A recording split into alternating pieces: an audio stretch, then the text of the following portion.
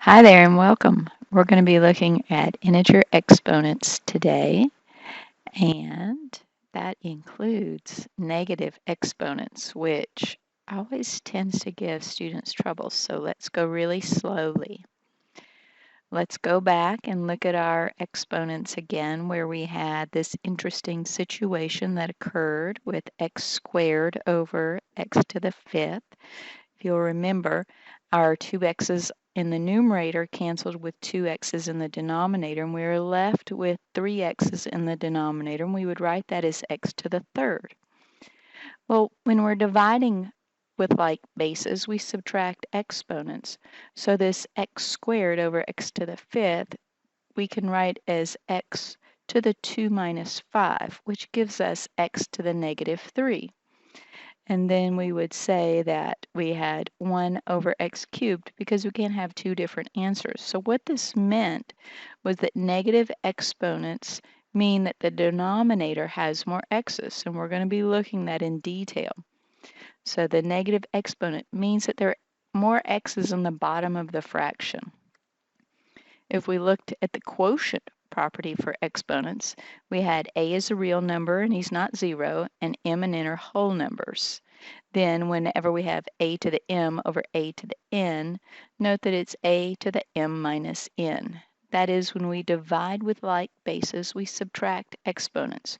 We rewrite those negative exponents as positive by moving them to the denominator.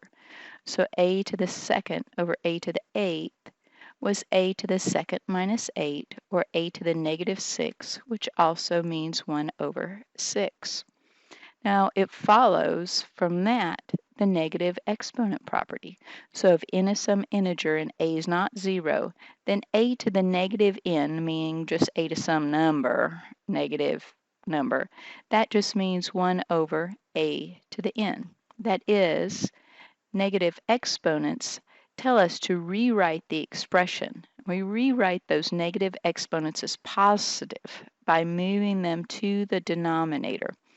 So once again, a to the second over a to the eighth is a to the second minus 8, a to the negative 6, and we rewrite that as 1 over a to the 6.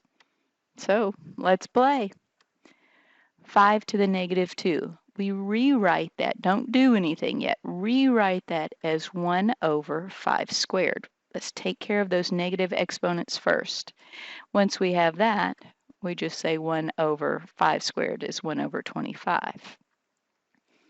Let's look at if we put some negatives in there, because this will drive us crazy. So this means take care of your negative exponent first. I'm just going to tell you do that every time. This means 1 over negative 5 squared. Notice that negative is inside parentheses. So that's negative 5 times negative 5. This answer is also 1 over 25. What if we have a negative 5 quantity squared? Now notice only the one negative that's inside the parentheses is actually going to get that square on them. So watch me rewrite this. I'm going to rewrite this as negative 1 over, and then the whole negative 5 is squared again, giving me negative 1 over 25. Now you could also write this as negative 1 over 25. Either way you write it, it means the exact same thing. So either one of those is correct, whichever way you just happen to want to write it, basically.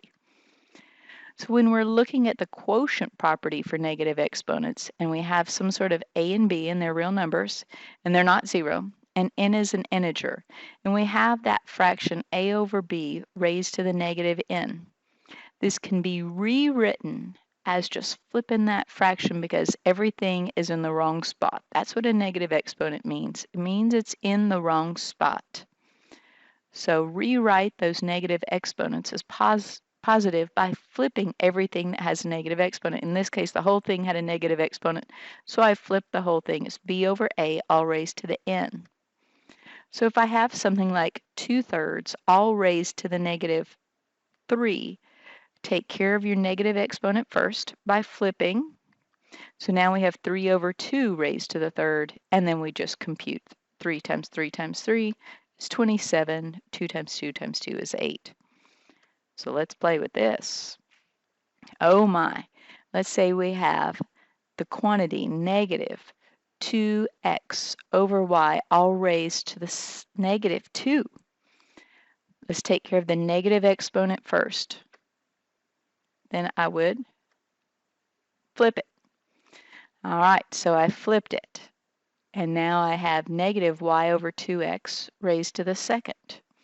This just means 2 of those, so I'm going to be really slow about this and write both of them and see what I've got. Remember, I have 2 negatives, so that's going to be a positive. So I'm going to have y squared over 4x squared. All right, what's up next? Oh my goodness. Let's take care of the negative exponents first. So I'm going to rewrite this so that we have m over n cubed, because that n is to the negative 3 power.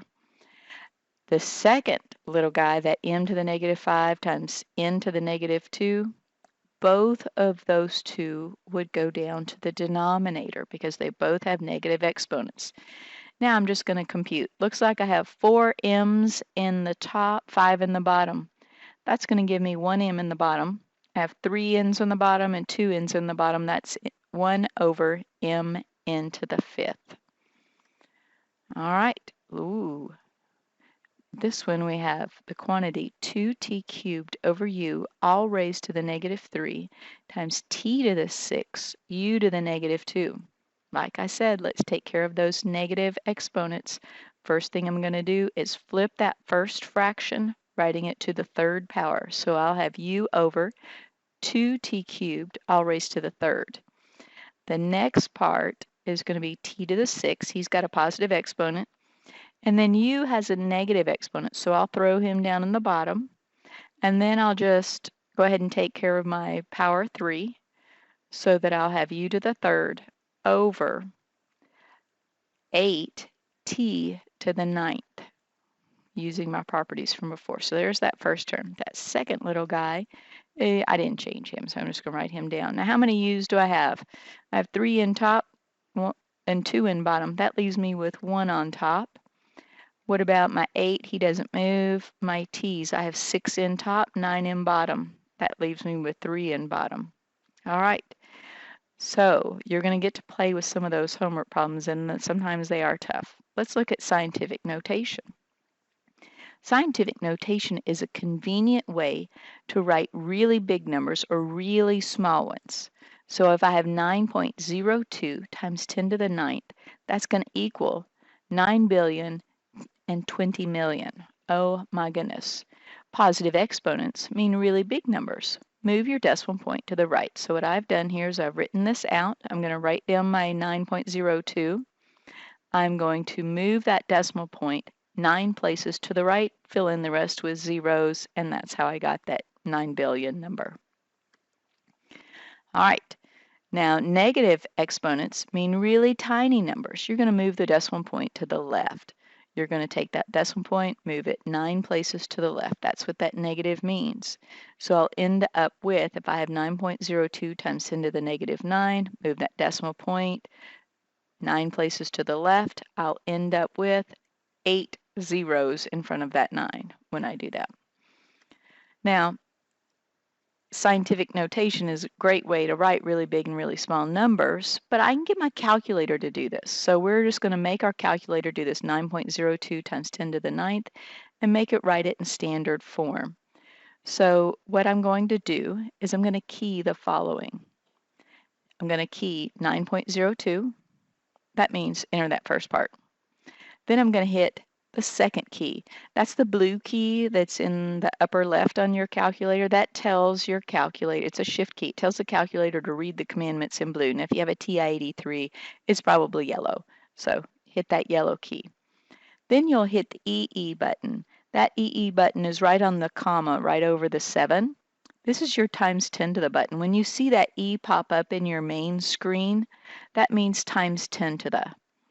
And it means times 10 to the 9th. That's the power that you have on your 10. Then hit enter, and that'll tell your calculator to write it in standard form. So you should have it written in standard form. You can also do this with negative exponents, works the same. Sometimes you'll be asked to do operations in scientific notation. If you enter it in your calculator, it will go ahead and put everything in standard form for you. So if you have 9.02 times 10 to the ninth multiplied by 3.1 times 10 to the negative 2, what you've got is a bunch of numbers multiplied together. So you'll multiply your numbers, the 9.02 times the 3.1. You'll get 27.962, and that'll be times 10 to the, I add exponents 9 and a negative 2 or 7. This is not in standard form. Standard form must have a single digit number between 0 and 9, so it needs to be single digit here, and then a decimal point. This is a 27. It's not in standard form. I have to put it in standard form by moving the decimal point one more time, which means that this is 2.7962 times 10 to the 8th. You could also get your calculator to do it, and then it automatically puts it in the form that you need it to be in. You can also do 9.02 times 10 to the ninth divided by 3.1 times 10 to the negative 2. If you do this, just divide your main numbers, your 9.02 divided by your 3.1. And then you'll need to do 9 minus a negative 2, which is then an 11. Make sure that your number is in standard form by this first digit being in, so these just in a 0 through 9 position. Or actually 1 through 9 position, I guess you might say. All right, well, if you have any questions, be sure and email me. My email is rweaver10@alaska.edu. Have a wonderful day.